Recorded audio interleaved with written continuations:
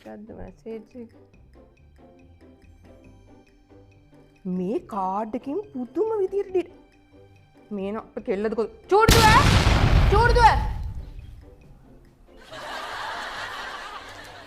ඒ හඬ නම් ඉතාම තර්ජනාත්මකයි.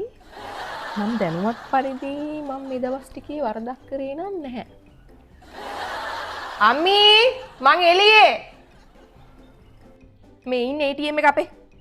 මේ මොකද මේ කෑ ගහන්නේ? වාඩි වෙන්න. ඔබ ප්‍රශ්න විසඳමු. ඉඳ ගන්න තමයි වැඩක්ද? මේ චූඩුව ආයේ මගේ බැංක් ඩීටේල් එක මේ කාඩ් ඩීටේල් එක දැම්මද ඔයාගේ ඔන්ලයින් පේමන්ට්ස් වලට?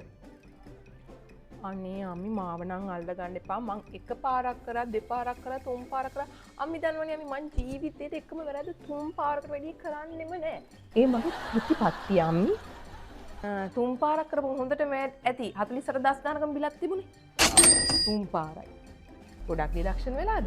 කොතෙන් ෆෝන් එක? මේ තියෙන්නේ බලන්න.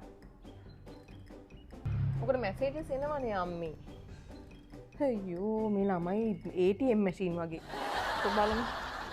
ඔයා මොන හරි මේව කරලා දන්නෙත් නෑ. මේවා සමහරවිට ඒ වගේ ජෝගිත් දානවනේ.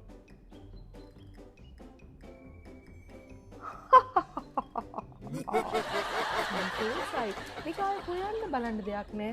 මට නිකන් තත්කාලීනව කියන්න පුළුවන් මෙය සිදු කරන්නේ ඔයාගේ චූටි පුතා විසින් බව.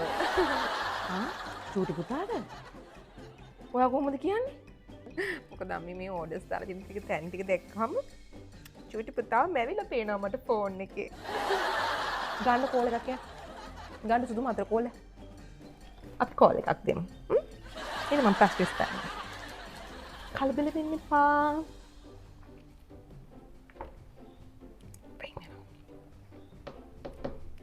හලෝ අයියා.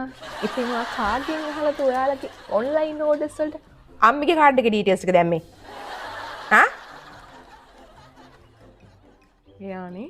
එයා අරන් තියෙන්නේ නේ. අයියා.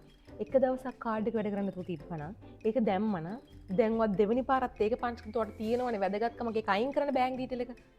කාඩ් ඩීටේල් එක අයින් කරන්න ඕනේ.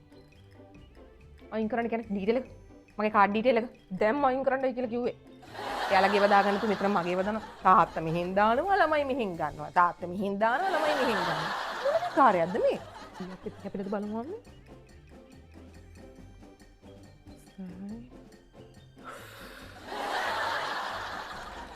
I call that hello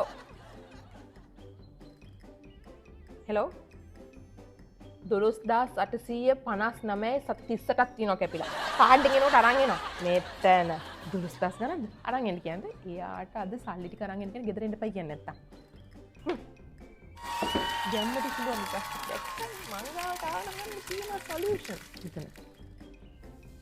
දෙන්නම එකයි. සල්ලි පෙරෙන්න බෑ. බදානේ මටත් බයින්නේ. සල්ලි පේන්න බෑ නේද? තාත්තා මෙහෙන් දාලා අපි මෙහෙන් ගන්නවා. තාත්තා මෙහෙන් දාලා අපි මෙහෙන් ගන්නවා. අයියේ. මම කුඩලෝකේ බටේ දුවන්න පුළුවන් උඹ තුස්සම කුඩා. බඩේ දුප්ප දැන් ඉන්නේ වගේ සුද්දා.